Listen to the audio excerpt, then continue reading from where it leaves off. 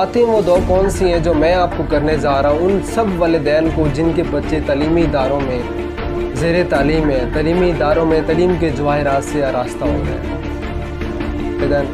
वालिदैन को पता ही नहीं होता कि बच्चे कहाँ फिर रहे हैं, क्या कर रहे हैं और क्या नहीं कर रहे हैं। वो कौमें तबाह व बर्बाद हो जाती हैं जो अपनी रवायात और अखलाकी इक़दार को भूल जाती हैं। आखिर इंसान को इस कायनात में अल्लाह ताला ने एक ख़ास मकसद के लिए पैदा किया, वो कौन सा मकसद है? बिस्मिल्लाहिर्रहमानिर्रहीम। नाज़रीन, SAZ TV में खुश आमदीद। मैं हूँ आपका मेज़बान मुबशर बशीर। क्योंकि आप बेहतर अंदाज में जानते हैं कि वायरस के हालात की वजह से तमाम स्कूल, तमाम इदारे और तमाम तालीमी इदारे बिल्कुल क्लोज़ पड़े हैं। तो उसी वजह से सोचा कि उन वालिदैन के लिए क्यों ना एक कॉन्शियस वीडियो बनाई जाए, प्रिकॉशंस वीडियो बनाई जाए, ताकि वो अपने बच्चों का मुस्तकबिल बेहतर से बेहतर अंदाज में संभाल सकें और अपने बच्चों के मुस्तकबिल को आरास्ता कर सकें, ताकि उनका मुस्तकबिल ज़्यादा से ज़्यादा रोशन रहे। तो पिछले दिनों एक किताब पढ़ रहा था, तो उस किताब में राइटर ने लिखा हुआ था कि बच्चे फ़ेल क्यों हो जाते हैं, उसकी वजह क्या है, बच्चों के फ़ेल होने की प्रॉपर वजह क्या है। तो तमाम रीज़न्स में से एक वजह ये भी थी कि कुछ कसूर वालिदैन का भी होता है। आखिर क्यों, क्या कसूर है वालिदैन का?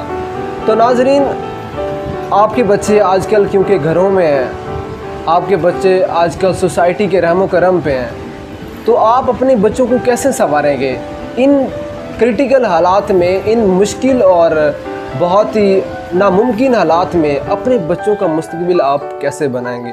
तो इसके लिए मैं सिर्फ दो बातें आपको बताने जा रहा हूँ। सिर्फ दो बातें, एक अर्ज समझें या फिर अपने बच्चों के मुस्तकबिल की एक बेहतरीन टिप या फिर टैक्ट। अगर आप इस पे बेहतरीन अंदाज में अमल कर सकते हैं तो मैं आपको यकीन दिलाता हूँ, सिर्फ मैं नहीं बल्कि हर वो शख्स आपको यकीन दिलाएगा ये बात सुनने के बाद कि ये बात आपके बच्चों के लिए कितनी पावरफुल साबित हो सकती है या आपके बच्चों के मुस्तकबिल को कितना रास्ता कर सकती है।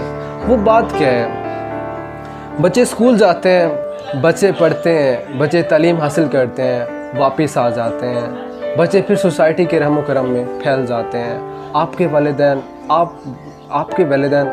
वालिदैन को पता ही नहीं होता कि बच्चे कहाँ फिर रहे हैं, क्या कर रहे हैं और क्या नहीं कर रहे। और नंबर सेकंड, वो बात जो मैं करने जा रहा हूँ, वो कौमें हमेशा तबाह व बर्बाद हो जाती हैं जो अपनी रवायात और अखलाकी इक़दार को भुला देती हैं। वो कौमें तबाह व बर्बाद हो जाती हैं जो अपनी रवायात और अखलाकी इक़दार को भूल जाती हैं। तो बातें वो दो कौन सी हैं जो मैं आपको करने जा रहा हूँ उन सब वालिदैन को जिनके बच्चे तलीमी इदारों में ज़ेर तालीम है, तलीमी इदारों में तलीम के जवाहरात से आरास्ता हो रहे हैं। इंसान पैदा होता है, इंसान ज़िंदा होता है, इंसान खाता है, इंसान पीता है, फाइनली फिर उसकी एक ही मंजिल है कब्र और वो मर जाता है। ये तो हर शख्स करता है, ये तो हर परिंदा, हर जानवर, हर मखलूक करती है। आखिर इंसान को इस कायनात में अल्लाह ताला ने एक ख़ास मकसद के लिए पैदा किया है। वो कौन सा मकसद है? वो मकसद ये है कि इस कायनात में, इस दुनिया में कुछ ऐसा करके जाना जिस मकसद के लिए आप भेजे गए थे, जिस मकसद के लिए अल्लाह ताला ने आपको पैदा किया था। अगर इस्लामिक अंदाज में सोचा जाए तो सारे इंसान पैदा तो होते हैं, ठीक है, सारे इंसान पैदा होते हैं, अल्लाह की इबादत भी करते हैं, अल्लाह से मांगते हैं, अल्लाह की खुशनुदी भी हासिल होती है। लेकिन अल्लाह की इबादत करने से, अल्लाह की खुशनुदी हासिल करने से खुदा तो मिल जाता है, लेकिन जो दुनिया में आपके हकूक़ हैं, आपके फ़राइज़ हैं, वो आप पूरा क्यों नहीं कर पाते? वो दुनिया में आप अपने फ़राइज़ क्यों नहीं पूरा कर पाते? वो सिर्फ़ इसलिए कि बच्चों में कुछ गुंजाइश बाकी रह जाती है।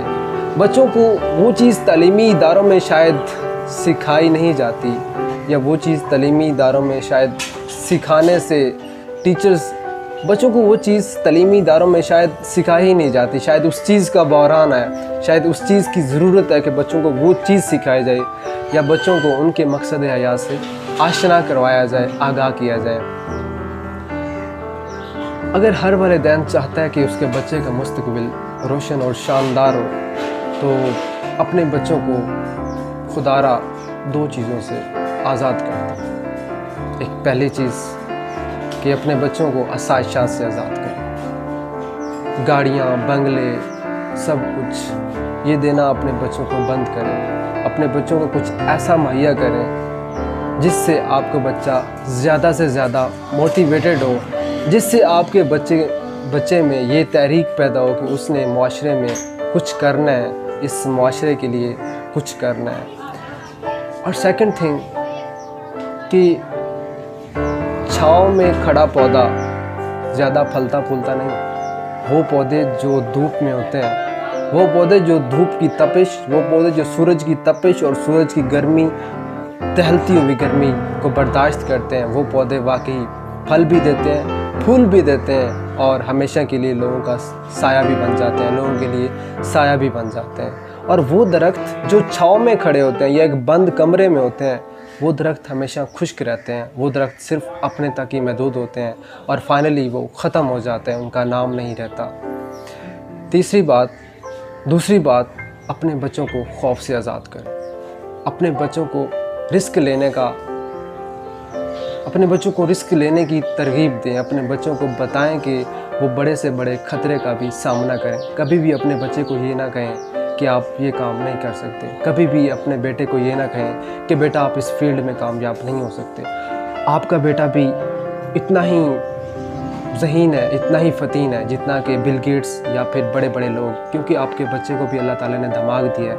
आपका बच्चा अगर इसका इस्तेमाल करे और तमाम सलाहियतों का बेहतरीन अंदाज में इस्तेमाल करे तो आपका बच्चा बिल गेट्स से भी एक कदम आगे जा सकता है। आपका बच्चा इस माशरे का बेहतरीन फ़र्द बन सकता है। अब चॉइस आपकी है, अब इंतखाब आपका है कि अपने बच्चे को कामयाब करना है या फिर उस बेहिस पत्थर की तरह ज़िंदा रहना है और ख़त्म हो जाना है। तो that's all. Thank you so much. जज़ाकल्लाह।